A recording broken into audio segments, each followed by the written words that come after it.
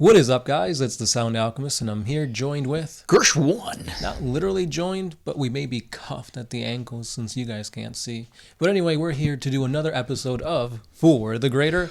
This is a video series where we answer the questions left by you, the viewer. We, French. If you have a question for us, just comment down below. Put a question in front of your question because we get those questions first. What I've noticed is that some of you guys have gotten clever and just put a Q and then ask the question. You could also do that too. Mm-hmm. Yeah. Because, I mean, what does Q stand for if not for question? Mm-hmm. Angel Amaro says, How soon should I fully introduce the chick I'm dating into 40K? And also, to answer your question, I do get hyped when you guys answer my random questions that aren't about 40K. I'll send the videos to my nephews and brother to brag to them. Also, I still need to try Portillo's. You still need to try Portillo's? If there's a Portillo's in your vicinity and you haven't tried it, you are. What are you doing, man? Yeah. What are you doing? That's like the heart and soul of Shy City. The Midwest, yeah. So to answer your question, I don't think you should ever introduce a chick that you're dating to 40K. And the reason for that is that I think playing 40K is sacred. It's for the boys. So you want to, no girls allowed. Don't ever tell any girl that 40K even exists. Because the less women that are into 40K, the more we could be ourselves within the hobby stores. No deodorant, not making eye contact. It's a beautiful area. So that's my take. That's his 2 cents. That's some interesting 2 cents to put into it.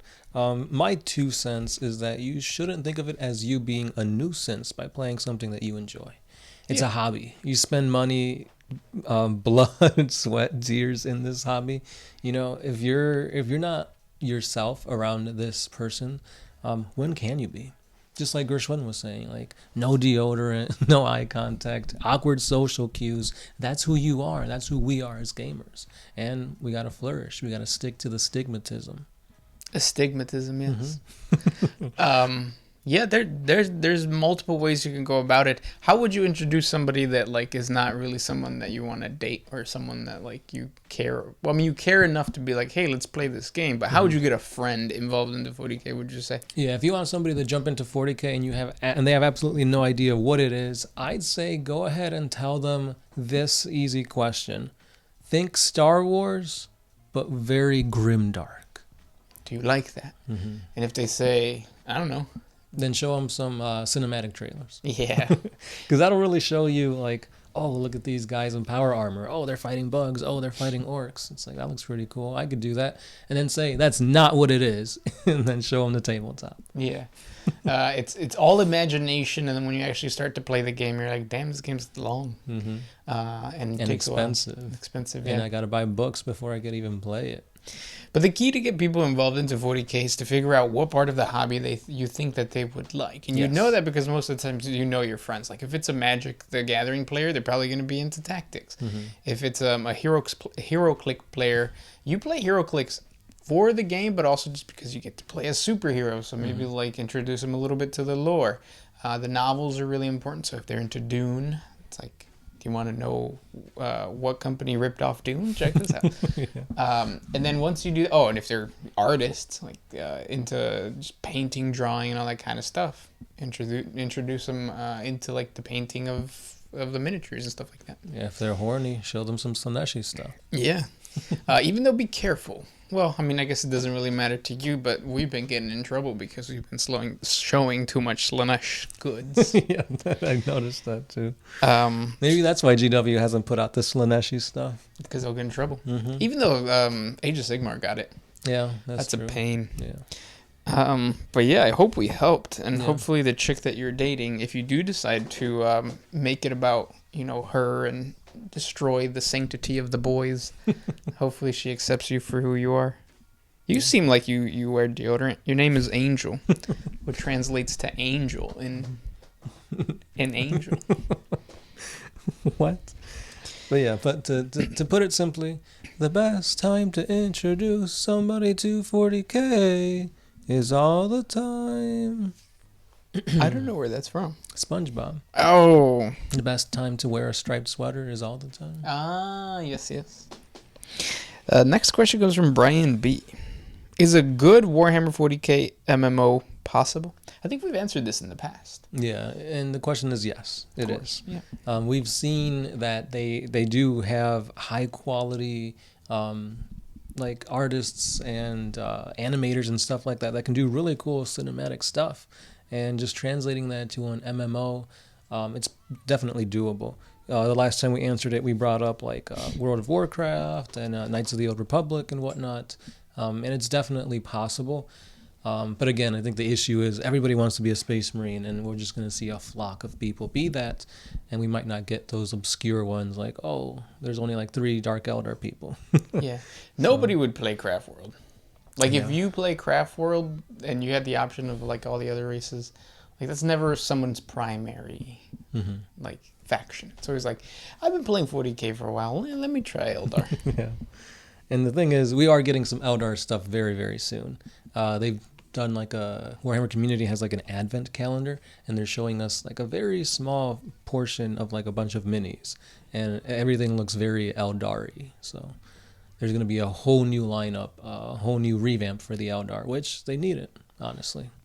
Maybe for January we'll have an Eldar January. I don't know how you would name that. Yeah, I don't think it'll be January because we still have the Genestealer Codex, the Adeptus Custodi Codex, and they're also saying that the Tau will be early 2022. So maybe February. Damn, that's a lot. Yeah. Speaking about all that, Abraham Carranza says, since Nidvember is over, will we have a Nidzember? So we're celebrating Tausember right now. I've only created one like new video, and that's because December, I underestimated how busy I was going to be in December, like just with life. Yeah, I mean, it's a very busy holiday and season, and there's a lot going on. Yeah, so Tau for December, and then we'll see what happens in January. I've got a Grimdark Battles, Shadow Sun versus Farsight planned. I've been covering the stuff that's coming out for Warhammer Community for the Tau. There was a new character showcased, and we got to see the cover of the Tau Codex. So if you guys want to see all that, videos are there. Also very simple. Like the cover to the Tau Codex, if you guys haven't seen it, I was underwhelmed. Because like the orcs have like this massive like battle. The Adeptus Mechanicus have like Belisarius Call, and it's just a Tau. Tau It's just the Fireward. dude in a battle suit. Yeah. I thought keep it simple instead of like trying to give us too much, but there's always next year, right? Or next edition. Yeah. Next question. This one is by Hittin' FG's Blunted. Let's go first! That's what he said. Nice. His question is, do you think that the White Scars listen to music while zipping around the battlefield? I personally like to think that all White Scars have Tokyo Drift by the Teriyaki Boys blasting through their boxes. How does that go? It's hard. Like, I can't do it, but like I know the dunk dunk dunk dunk do do do do do do. This is music. It's not. No, there's words and stuff. I just don't know it. Oh. Well, actually, I do know it. I just don't want to be hit by that copyright strike because I'm so good. Yeah, good. I always thought that they played. What is it? Like the Mongolian like throat singers. Yeah, I forget what the band is called. That, or maybe they just do that as they're riding, and like because they're Space Marines, their lungs and everything is superior, so you hear it. Yeah, you think it's the revving of the engines? No, it's their throat. Yes. Reverberating. That's a hard word to pronounce. Reverberating. Next question comes from Paul Mardson. Can Genestealers infect other races in 40k? Yep. They've done the orcs. I'm probably going to do a Tau video of like how the Genestealers would infect the Tau and why don't they infect the Tau. It's because they have hooves. But yeah. It's not the slit on the face. It's the hooves. The hooves. Next one. Rafir Rahman says, so the Emperor's birthday is coming up and Malkador's planning a surprise birthday party in the Webway. Away from the Emperor's remote viewing powers, of course. What gifts do each of the Primarchs bring, or what duties do they each take up for a successful, glorious birthday party? That's a good question. Yeah. Definitely Sanguinius being an angel. I think he just like fly around the room playing like a harp or something. And we're talking in now, like the Emperor is on the golden throne type of thing, or I don't know. I was thinking back in 30K when like he had all of his sons loyal to him and willing to do a birthday party. Because I don't think Chaos would go to a birthday party for the Emperor. that's true. Then in that case, I think Fulgrim will probably give him a picture of himself because he's vain and, Yeah. and like that. Ferris Manus would probably make him like a really cool like gizmo or gadget that is kind of pointless, but he could put on his desk on the gene labs of the Himalayan mountains. You'd use it as a paperweight, probably. What else? Alfarius would hide in the cake, Yes, and then there'd be a different Alfarius hiding in another cake. there'd be so many cakes, all cakes. Mm-hmm. Lehman Russ would just probably give him like a nice little cape, furry cape, or a dog, maybe a puppy. Yeah. A Fenrisian wolf puppy. Yeah.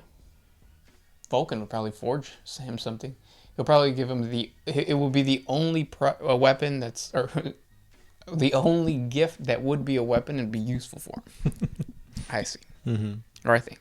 Yeah. Yeah. There's a lot that they could give him and do for him, but I think the best gift that the Emperor has ever received was the gift of humanity. Yeah, I guess. I mean, look where that got him. Yes. If you guys were to get a gift from one of the Primarchs, what gift would you like to receive? And from who? And remember, they don't have penises, so don't even start. This next question comes from the big one. If I have another kid, can one of you guys take care of it? I can't afford another kid right now, fam. If you don't live in Texas, you don't really have to worry about it. Because, there's solutions. I just got it. Wow. Yeah. I guess so, yeah. And that's, yeah. I can't take care of a kid because I also do not have or can afford having a child.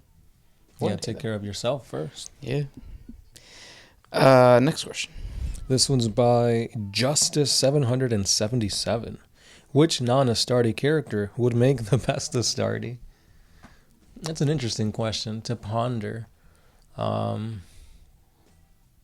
So initially, I thought like, oh, Commissar Garrick because he's tough, but I don't really think he would give that up. He's like an old dude. So, Yeah.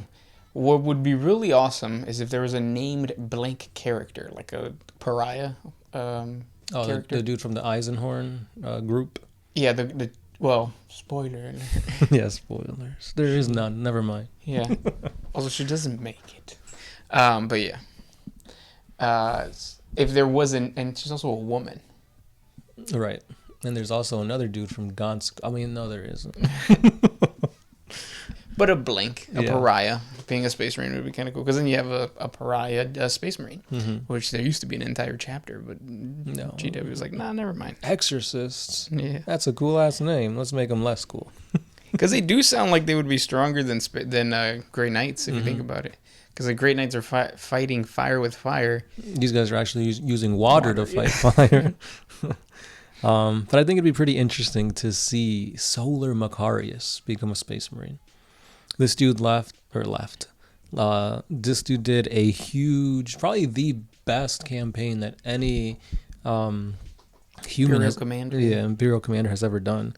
But the thing is, it got so vast, and he took control of so many planets that, like, obviously you can't just stay and hold a planet. You have to keep moving. So as he traversed the galaxy, the planets that he left behind, they eventually started fighting with one another. Imperial governors wanted this power, wanted that power, and then everything kind of crumbled.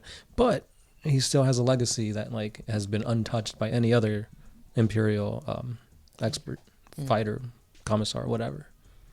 Yeah, that would be cool. Like a big name hero.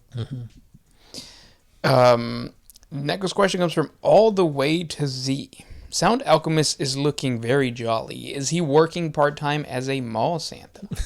I would not be jolly if I was working part-time as a mall Santas. I don't think any mall Santa is jolly. It's all just a facade, a front. It is. Also, malls are dying. They are, just like Santas. Yes. Because we have to believe. There is no belief in this grim, dark universe that is 2021. We're all going to die. There's going to be a war with Russia. The new Omicron variant is going to destroy all of us. It sounds like a freaking like 40K thing. The Omicron variant is coming. Oh shit. And they found like a giant square thing on the moon. I saw that. Supposed to be like aliens or something. On the plus side, Elon got, what was it, Times Man of the Year or something like that? Oh, did he? That's just a step closer to him finding the... or Void Dragon? Mm-hmm. Maybe that's the Void That's Dragon. what it is on the moon, yeah. Yeah. I'm just bummed out that he hasn't said anything about Dogecoin in a while, so nobody's really talking about Dogecoin. He just has to say it once, just utter it, and then it'll rise. That's true. It'll make me rise. Speaking of rising, Adeptus Astartes says, best P star, Jaslyn Ray. Seriously, look her up. I probably won't look her up. Wink, wink, nudge, nudge. Yeah, that's nasty. Who does that? Next question comes from Puppy SB. That was it, right? Mm-hmm. He says, what happens if an Astarte chapter, say the Blood Angels, finds a slumbering dreadnought from some other chapter, let's say the Dark Angels? Do they give it back, wake it up, or just use the chassis and throw out the pilot? Thanks, muchachos.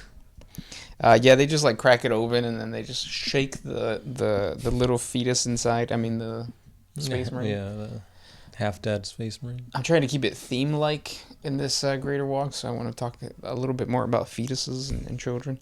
But no, they return it back to their original things. Yeah. And then the next question was like, oh, what if it's a traitor? Faction from a long time ago. Yep. Yeah. Just like Xenotech. Mm-hmm. It's like, ooh, yucky, that's not ours. And they stomp on it. Same would be for like the simple weapons of like a bolter. Like let's say it's a bolter corrupted by chaos or has some type of like chaos iconography. It is disposed of because of the fact that like it's been tainted by chaos. Mm-hmm. Even if it's like some all-powerful weapon that could be used, to fight fire with fire, but no, they'd rather get rid of it and not risk it. Yeah. This next question comes from Trey Martinez. Will Gork and Mork ever make a physical appearance to battle the other Chaos Gods, or is it just an ideology? And what importance would it have in 40K universe versus the other Chaos Gods?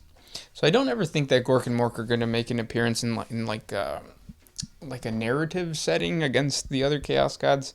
It's not an ideology either. Might makes right is just a biological thing that happens within the orcs. So it's not being spread or like it just happens. It's just survival of the fittest. Yeah. And yeah, I mean, it would be awesome to see, but I don't think GW's ever going to take it that way. Yeah, same thing with the Chaos Gods. Essentially, we do see them manifest, but it's through their like lesser demons, greater demons. Yeah. I don't think we'll ever see any of the gods enter real space unless it's like GW's going bankrupt or something. It's like, throw the Emperor, throw this guy, throw that guy, give them what they want. Or they get screwed over and like hire some type of like author that's just like, let me do this. Can I do this? And then they're like, sure. That would suck. Because I feel like they've had to retcon some things that were like authors or writers of the Codex got a little too far. Yeah, like the whole thing with Drago beating Mortarion. It's like, damn, that's crazy. This dude's not even a Primarch, and he's taking him down like nothing. But after a few retcons, it makes sense now. Yeah. And then you have a second part to your question. It's slightly less OP, but yeah. You have a second part to your question. Besides Gauze, will there ever be another soon-to-be Primarch? Yeah, that is a good question, but I don't think so. Unless it's like another orc from like the opposite side of the galaxy. Because the thing about like Gas School and like great parties and stuff like that, they draw in orcs. Yep. So it's like for somebody to have that type of influence and to be that great and big and powerful, it's like you'd have to draw more orcs, and that's taken away from the orcs that are going this way. So it'd have to be like two opposite sides. Yeah. The cool thing, though, that you can do, like, if you're homebrewing an Orc Warlord and, like, you're trying to make him as, like, tough or strong as Godskull, is that Godskull usually had a bunch of lieutenants. Like, on Armageddon, he left, like, a bunch of guys in charge that would be considered, like, as tough as Godskull, but not tough enough to defeat him. And as he spread and started more and more wars all over the place, those war bosses are still there, and they're still generating like a bunch of like orcs underneath their banner and stuff like that. So you can play around with that and create your own like lieutenant to Gaz, but never a prime orc, like you said. But yeah, those were the questions for today. If you guys have more questions for us, please comment down below. I hope you guys enjoyed today, and we'll talk tomorrow. That's right. This has been the Sound Alchemist. Gershwan. And we are out. Always